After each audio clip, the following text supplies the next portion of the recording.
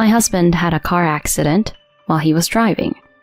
His leg injuries were severe, and it was certain that he'd be wheelchair-bound for a while. He weakly turned to me in the hospital bed and asked me for help. "Sorry, but please take care of me."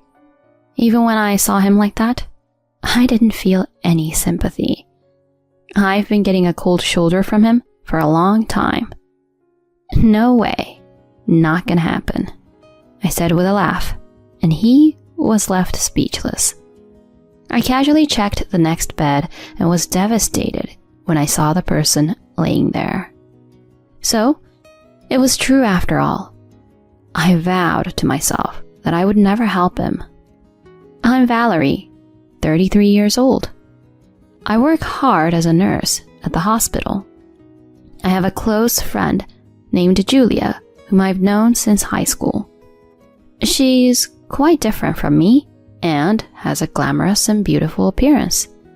Her figure is outstanding, so people often mistake her for a model or actress. She caught the eye of the CEO's son during her corporate days and got married. She's now a homemaker with one son. Despite the significant difference in our circumstances, she's always been a good friend to me. Since she has more experience with guys, I confide in her about my love life. Being a nurse is a demanding job. There are often night shifts, and being called in on days off for emergencies is not uncommon. Because of this, I haven't had much luck in the romance department. When I complained to Julia, she introduced me to Walter, who would later become my husband. He's kind, good-looking, and just an amazing guy. If I were single, I would have pursued him myself. He's such a catch, who's also got a successful career. And so, the blind date was arranged. In a way, Julia could be considered the Cupid who brought us together. As she said, he's a caring and gentlemanly, handsome guy. He excels at his job, and since we're both working, he shares household responsibilities with me. When he popped the question, I was overjoyed, but I also had doubts about whether I was good enough for him. He sweetly said, "You're perfect for me. I'm drawn to your modesty." And with that, we got married and started living together in an apartment. I felt deep gratitude for being married to him and owed Julia a lot for bringing us together. Despite having a peaceful life without any major arguments, there's one thing that troubles me. Even after 3 years of marriage, we still haven't conceived a child. We're actively trying, but it just isn't happening. I'm 33 now and felt a sense of urgency due to my age. Nowadays, with the advancements in medical technology, it's not uncommon for people to give birth in their late 30s to their 40s. Given my background in healthcare, I also know the various risks that an advanced maternal age poses to both the mother and the child. That's why I want to have a baby as soon as possible. My longing is so strong that I start considering fertility treatments. One day, I brought up the topic to Walter. I think the reason why we haven't been successful is that both of us or one of us has an issue. I want to get a thorough test to find out. So let's go to the clinic together. I thought that he, who was normally loving and caring, would surely agree. However, my expectations were quickly shattered. He refused to undergo infertility testing, no matter how hard I tried to persuade him. "No way. It's embarrassing. I'm not infertile, you know. If anything, it's probably you," His unusual assertiveness made me uneasy. How can you be so sure? You can't determine infertility without a test. His face contorted with anxiety, and he broke into a cold sweat while his eyes darted nervously around the room. Well, I just have a feeling. There's nothing particularly wrong with my health anyway. His suspicious behavior led me to intuit that he was hiding something, although I had no concrete evidence. Our conversation didn't progress, and the topic of infertility treatment remained unresolved. I couldn't help but be curious about what he was hiding. Once you start suspecting someone, you begin to notice things you hadn't before. For instance, he frequently has to work late, despite the number of days on his pay stub not aligning with that. There was even a time when he came home late and had the scent of sweet woman's perfume on him. He brushed it off, saying he had been out for a work event, but it seemed fishy. Furthermore, I often find strands of long hair in his car. We both have short hair, so it makes no sense. He claims that it fell when he had a female colleague in the car, but it just doesn't sit right with me. I doubt that there are any male colleagues with such long hair, and it's hard to believe he regularly gives female colleagues rides. My suspicions about him deepens. So, I decided to confide in Julia about him. She arrived at a cafe, looking all put together in designer clothes, with glossy hair and immaculate makeup. Still as beautiful as ever. Sorry for keeping you waiting. So, what's going on? You said something related to Walter? I explained to her all the suspicious behavior and how his attitude toward infertility treatment was strange. I expected her to offer some advice on how to deal with the suspicion of infidelity. To my surprise, she said it was all my fault. I can't imagine a serious guy like him would cheat. You're just overthinking it. I understand being anxious about not getting pregnant, but that doesn't mean you should take out on him. But there are so many shady things. When I confronted him, he acted strangely. Anyone would freak out if their spouse suddenly accused them of cheating. As for the infertility treatment, if there is nothing wrong with his health, it's natural for him to deny it. Hey, you're not thinking about a divorce over such a minor thing as this, right? It's a shame to part with someone as wonderful as him. She tried to persuade me, which left me feeling incredibly uneasy inside. I thought she'd at least listen to me whine and offer some comfort, even if she didn't give advice. In reality, she defended Walter, who had a suspicion of infidelity, and pointed out that it was my fault. Maybe she felt she had to defend him since she introduced us. Nonetheless, it bothered me that she adamantly took his side. I couldn't help but wonder why. Afterward, I tried to bring up the topic of infertility testing with Walter whenever I could, but he would quickly dodge the subject, citing work commitments. Days passed, but the suspicion of his infidelity didn't clear up, and I couldn't take it anymore. Finally, I decided to dig deeper and question him. Honey, are you hiding something from me? Like something related to other women? He cried out. Huh? And flinched. He tried to argue back, but his voice quivered. Why would you suddenly say something like that? I would never hide anything from you. I want to trust you too. But lately, you've been acting strangely. You're not straightforward about the hair in the car or the perfume. And you've been avoiding the topic of infertility treatment. Is there something you're keeping from me? I asked, looking him in the eyes, and he averted his gaze. After a silence that lasted for about half a minute, he suddenly yelled at me. Shut up. Who do you think you are to accuse me like this? And nobody like you got to marry someone like me. You're so out of line. Just listen to me and stay quiet. His outburst was so intense that it shocked me.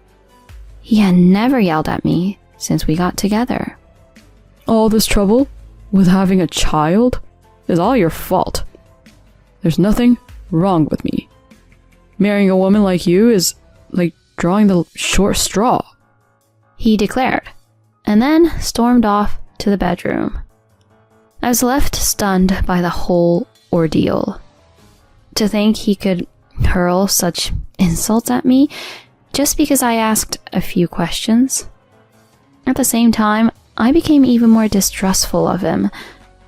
If he had nothing to hide, why didn't he calmly deny the accusations? His anger seemed unusual. I was sure there was something going on. The next day, he left for work without having breakfast. When he came back home, he threw a petition for divorce at me. I'll let yesterday's incident slide, because I'm a forgiving person. But next time you complain about me, it's a divorce. He threatened arrogantly. He seemed to think that I would stay silent and endure it. Honestly, I had plenty of things to say to him. It was clear to me that he was the one acting fishy, so I didn't understand why I should be the one to back down. Unfortunately, the fact remained that there was no concrete evidence of his affair. I humbly apologized for accusing him and kept the form on hand for the time being. He looked satisfied as he listened to my apology, but in my mind, I was preoccupied with how to uncover his secret. Although a private investigator was expensive, I was considering hiring one, but things took an unexpected turn. I received a call from someone who revealed his affair and even told me the identity of his mistress. The story was so shocking that it made my head spin. While I had expected his infidelity, the identity of his mistress was a surprise. The person who provided the information had no reason to lie to me, and later he showed me evidence that backed up what he said. I was devastated and ended up in tears. Once I composed myself, I was filled with anger toward both Walter and his mistress. I vowed not to let them get away and swore to bring them down. One day I came home to find Walter packing his suitcase. He seemed to be in a good mood, even humming a tune. Oh, you're home. Good timing. I'm sorry for the suddenness, but I'm heading out on a business trip now. I'll be away for about a week, so please, take care of the house, he nonchalantly announced. Of course, I couldn't just nod in agreement because there was something important we needed to discuss. Wait, I have something important to talk to you about. As soon as I said that, his face turned noticeably sour. He probably thought I was going to bring up the infertility topic again. When I tried to speak, he cut me off saying, Enough already. I've told you many times. There's nothing wrong with me, so I won't go for the test. You're being annoying. I'm in a hurry, I'm leaving now. I tried to tell him that wasn't it, but he didn't listen and quickly left. I told myself not to show any mercy upon his return. I suppressed the urge to scream in anger and wished for some divine retribution to befall him. Surprisingly, my wish came true quite easily. A few hours after he left, I received a call from the police. Your husband and his sister have been in a car accident and were urgently transported to the hospital. Apparently, he had been driving too fast and couldn't navigate a curve, resulting in a crash. By the way, he's an only child, so there was no sister to be with him. Most likely, the woman with him was his mistress. I rushed to the hospital and spoke to the doctor. Walter has severe leg injuries, and it was confirmed that he would be in a wheelchair for the foreseeable future. I went to his room to check on him. When he saw me, he seemed somewhat uncomfortable, but he managed a weak smile and asked me for a favor. You must have heard it from the doctor, but I'll be living in a wheelchair from now on. I'm sorry for the trouble, but I'm asking you to take care of me. In a healthy, loving marriage, if a spouse were asked to take care of the other, they would probably agree without hesitation. However, I couldn't help but burst into laughter. Take care of you? That's impossible. No doubt about it. He was left dumbfounded by my response. He clearly hadn't expected me to refuse him. I stared at him with a mocking look. Did you really think I hadn't realized yet? The person you were with was your mistress, wasn't she? You lied about having a sister, even though you're an only child. He was turning pale as he listened. He either couldn't find the words to defend himself or just couldn't make a sound but kept opening and closing his mouth. Ignoring him, I opened the curtain to the adjacent bed where his sister was supposed to be resting. There, I found my best friend Julia. The doctor said that she too was seriously injured and required nursing care.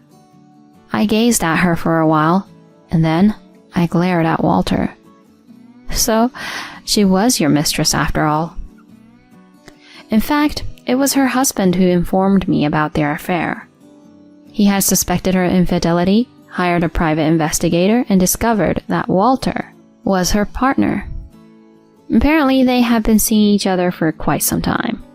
She didn't want to give up her luxurious lifestyle with her husband and had proposed to Walter to marry me as a cover-up. There was an even more shocking and dreadful revelation. The son she had given birth to wasn't her husband's, it was Walter's. Her husband had become suspicious because the son looked nothing like him and had conducted a DNA test, and confirmed that there was no biological relationship between them. When I saw the son's face, which bore a striking resemblance to Walter, I was amazed. He was so certain he had no issue because Julia had given birth to his child. It made sense to deny being infertile with a track record like that.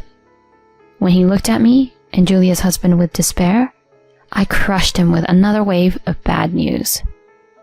So, we're getting a divorce. I'll make sure to claim alimony too. I have a lawyer already, so be prepared, I declared, ready to leave. But he shouted, Wait! I was wrong.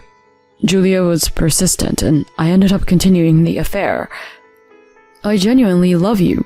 You know that, right, honey? I'll break up with her. Please, reconsider the divorce. He pleaded earnestly, but his words had no effect on my heart. Instead, my disappointment in him grew. He was just trying to secure me as a caregiver and, as a bonus, avoid the alimony claim. His selfishness infuriated me.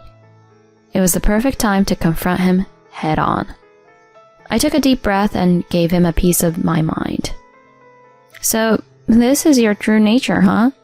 How pathetic, trying to put the blame on her and sell her out to save yourself. I have to say, I feel sorry for her now. No chance I'll ever get back together with a despicable man like you. Please, don't say that. You're the only one for me. Ugh, you're making me sick. After cheating and even having an illegitimate child? Such rubbish talk won't work for me. Besides, I've already submitted the form you gave me, so I have no obligation to help you anymore. Don't ever come near me again. I retorted, and this time, I walked out of the room for real. I could hear his anguished voice from behind, but I didn't look back.